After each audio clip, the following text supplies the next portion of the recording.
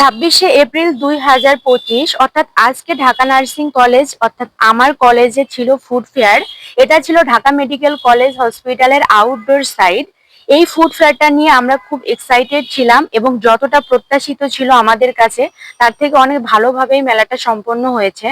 এই food fair আমার ব্যক্তিগত জীবন এবং আমার শিক্ষা জীবন দুটোর কাছেই প্রথম ছিল।